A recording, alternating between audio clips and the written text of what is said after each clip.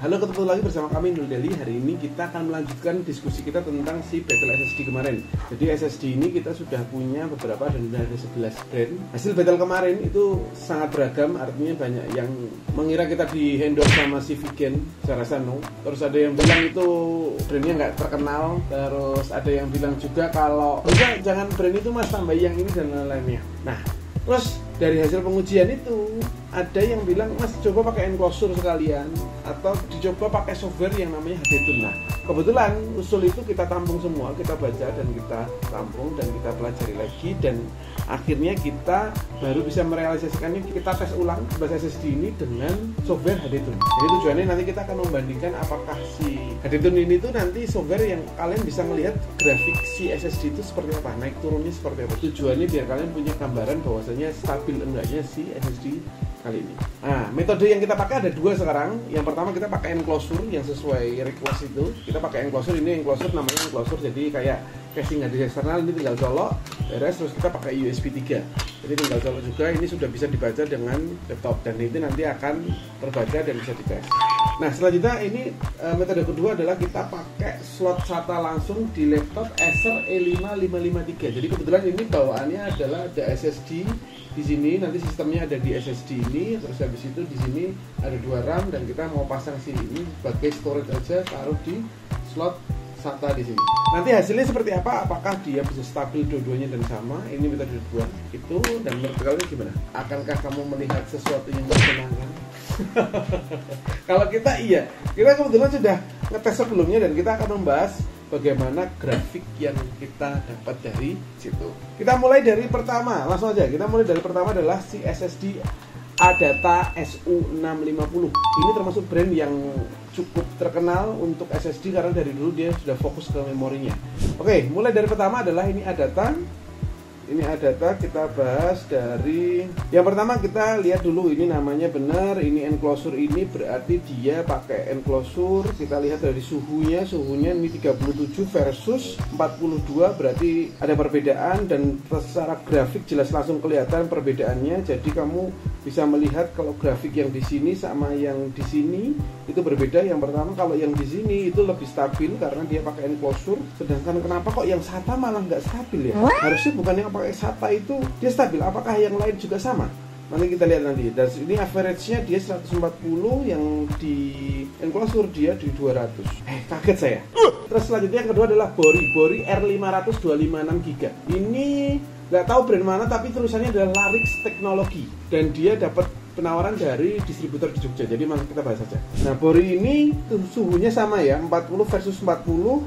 Terus habis itu dari grafik tidak begitu terlihat perbedaannya, nggak kayak si Adata sebelumnya. Average-nya dia masih tinggi dan ini juga masih tinggi. 319 sama 233. Jadi kalau untuk pakai laptop dia lebih tinggi average-nya. Nah, ini baru logis nih. Ini kalau pakai di laptop dia malah tinggi, sedangkan parallel yang di enclosure dia enggak. Access time-nya dia 0,068 versus 0,174. Untuk Bori seperti itu teman-teman. Yang ketiga ini adalah merek Genuine. Kita juga nggak tahu ini Genuine itu produk mana, tapi tulisannya ada Made in Taiwan, jadi dari Taiwan. Dan kita langsung aja lihat di grafiknya seperti ini. Ini Genuine. Jadi kalau Genuine ini, wah kacau ini teman-teman. Grafiknya begitu hancur. Jadi kalau untuk SATA nggak tahu kenapa ya, SATA kok malah lebih hancur ya. Dilihat dari suhunya dia 33 sama 32 itu masih mirip, tapi ini grafiknya kacau cuk dibandingkan versus yang enclosure. Kenapa kok enclosure bisa lebih stabil dibanding si SATA? Aneh teman-teman. Jadi kalau yang di Genuine ini, kalau di laptop ini agak amburadul dari 88, minimumnya 1,2 MB.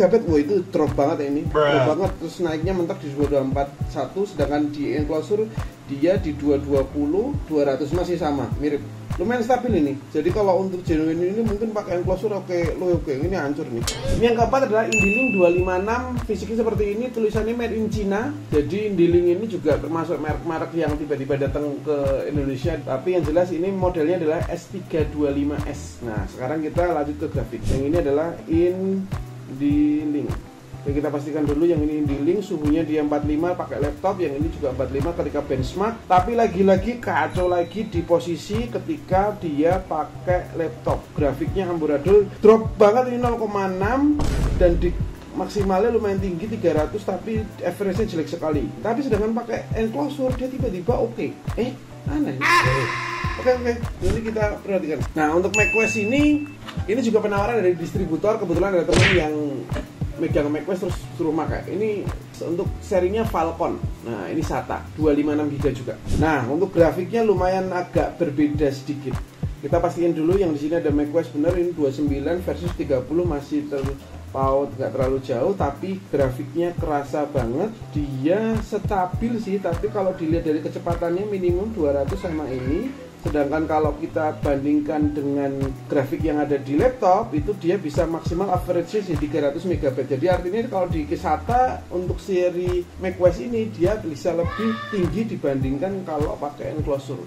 Berarti dia kalau pakai eksternal dia mungkin lebih terhalang konverternya, sedangkan langsung dia amburadul tapi dia mencapai kecepatan yang lumayan tinggi. Oke, selanjutnya kita ke 6 ternyata itu kita pakai Classic Core. Nah, ini dari Paradox Gaming. Paradox Gaming kalau nggak salah dia memang peripheral PC kalau nggak salah. Made in China juga, ini Core Classic SSD.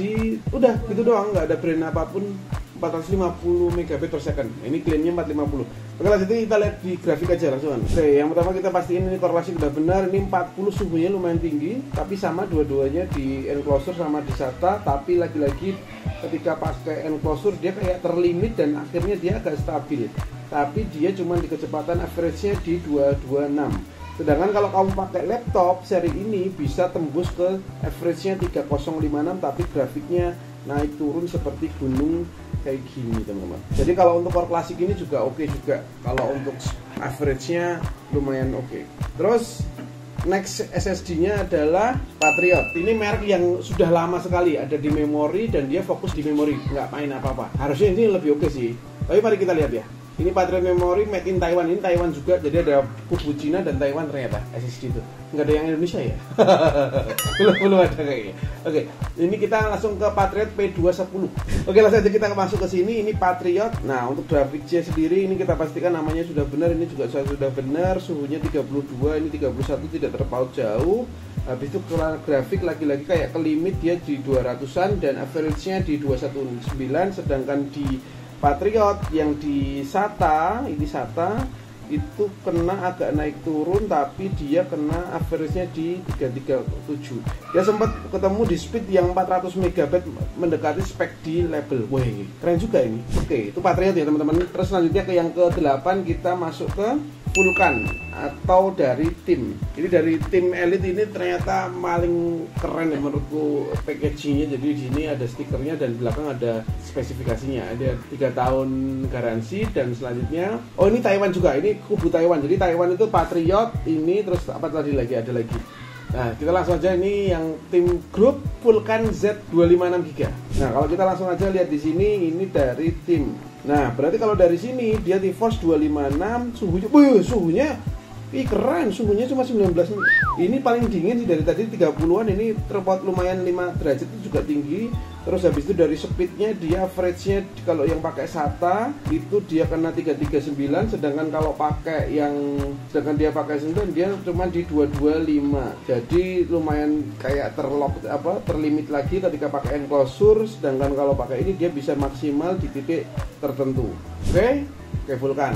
Terus hasil ke 9 berarti ya. Torosus kita untuk ke 9 kita coba untuk lihat Torosus yang kemarin ini paling terakhir kita lihat. Ini Torosus itu ya main mana nggak ada tulisannya. Ini mereknya adalah Torosus TS25. Ini juga ini distributor di Jogja. Nah, Torosus ini suhunya panas banget 40 sama 40, tapi dia grafiknya di sini sempat ngedropnya. Lagi-lagi memang Torosus selalu membuat sesuatu yang wow. Ini grafik yang di sini itu dia benar-benar anjlok dari 18 mega lari ke 383. Habis itu average-nya kena di 318. Ini pakai SATA, sedangkan yang ini pakai enclosure dia average-nya di 217. Tapi lagi grafiknya hampir mirip. Garaannya dia turun terus naik gitu. Nah, kalau yang 10 ini pakai Vigen yang kemarin katanya kita di endorse. Tidak sama sekali teman-teman. Vigen itu distributor Jogja dan mereknya udah gede, nggak mungkin ngelirik yang namanya channel-channel kecil kayak gini. Tidak benar kalau kita di endorse. Tapi kebetulan agak kaget sih hasilnya kemarin kok menang. Makanya kita lihat akan Kita lihat apa yang ada di sini. Suhunya lumayan tinggi sama kayak Torosus tadi, tapi untuk grafiknya dia average-nya lumayan di 316. Tapi ini oke sih, maksudnya ngedropnya di 200, habis itu naiknya ke 388, hampir 400. Sedangkan kalau pakai enclosure dia di average-nya 222, terus habis itu minimum dan maksimum sekian. Lagi-lagi kalau enclosure kayaknya cuma mentok di 200 sampai 250, nggak bisa lebih lagi. Sedangkan kalau di SATA itu dia bisa lebih fluktuatif, dia bisa naik tinggi dan bisa turun anjlok. Tapi kalau untuk figure ini anjloknya cuma di angka 198. Gucop, nggak boleh gucop, nanti udah dikira endorse lagi. Ya memang artinya gini loh, aku tuh wah susah ngomong HP ini. Ya udah, lanjut aja. Nah ini Visi Pro. Lah Visi Pro ini sama Vigen itu dulu zamanku belajar laptop itu dia cuma 2 brand ini loh. Ada RAM sama ini tuh cuma Visi Pro sama Vigen. Visi Pro, Vigen, Visi Pro, Vigen. Ini Visi Pro. Lah ini 256 packagingnya juga keren dan menonjol. Warnanya kuning seperti ini. Dia masih SATA juga. Oke, langsung aja kita ke Visi Pro. Oke, Visi Pro ini kalau dilihat lagi kita langsung ketemu average-nya 267, ya kan? Sedangkan yang enclosure itu dia 207. Grafiknya enclosure lagi-lagi di limit di 200 sampai 250 aja, nggak bisa naik lebih daripada 200, nggak ketemu kita pakai enclosure. Sedangkan kalau pakai yang SATA itu bisa lebih fluktuatif dan dia mentok di 312 per 196 ini. Jadi minimumnya kena 196. Nah ini Visi Pro. Oke, dari hasil semuanya kita menemukan satu kesimpulan tarik besar. Jadi kalau yang di minimumnya ini, di minimum speednya tadi, di minimum speednya itu ada yang paling anjlok itu di drop 0,6 megabit per second, itu merek Indilink. Yang kedua yang paling tinggi itu ada di 409 megabit per second, itu di merek T-Force atau T-Force itu ini ya, dari si Tim Group. Terus habis itu dari semua itu kita ngambil kesimpulan, oh ternyata kalau alat-alat seperti ini tuh juga punya limit teman-teman. Jadi dari semua ini dia cuma di 200 megabit per second. Sedangkan kalau SATA ini lebih fluktuatif, bisa naik tapi bisa ngedrop juga. Menurut kita yang bikin dia berbeda itu kemungkinan ada hambatan yang ada di sini. Jadi kabel itu juga pengaruh, konverter yang di sini juga pengaruh. Nanti kamu pakai yang non Orico, ini aja mereknya Orico. Enclosure yang terkenal itu kan Orico ya umumnya. Itu juga pengaruh, dan laptop juga spesifikasi ya pengaruh. Jadi menurutku banyak hal faktor, tapi yang jelas dari pengujian yang kita coba itu kita juga mengambil kesimpulan juga ternyata memang SSD itu tergantung juga file yang di copy, file yang dibaca, jadi banyak hal yang gitu. Ada yang mau nambahin nggak? Atau ada yang koreksi nggak? Apa-apa silakan. Kita di sini sifatnya adalah diskusi, jadi saya senang banget kalau ada teman-teman yang mau komen dan diskusi menurut kalian SSD apa atau tambahan apa. Untuk merek-merek yang kemarin sudah ngusulin si PNY, terus ada Osco dan lain-lainnya, nanti segera kita belikan dulu ya. Sabar ya, akhirnya belum cair. Oke teman-teman, terima kasih teman-teman yang sudah nonton sampai habis. Jangan lupa subscribe untuk dukung kita. Tonton juga video-video yang lainnya tentang buka daleman, ataupun kadang kita bahas kasus sesuatu dengan laptop. Kalau berkenan di like aja, kalau tidak berkenan nggak apa-apa. Tapi tolong bantu komen aja, dikoreksi aja nggak apa-apa, apa yang perlu kita perbaiki di sini. Terima kasih, semoga bermanfaat dan sampai jumpa. Satu lagi, kalau kamu mau gabung hub, itu adalah community kita. Jadi di situ nanti kita diskusi sama entusias atau sesama pengguna. Ada yang teknisi, ada yang customer, jadi kamu bisa gabung aja. Linknya ada di deskripsi. Gitu. Untuk mau beli produk-produk di sini nanti kita kasih link di bawah. Oke, terima kasih. Semoga bermanfaat dan sampai jumpa. Dadah.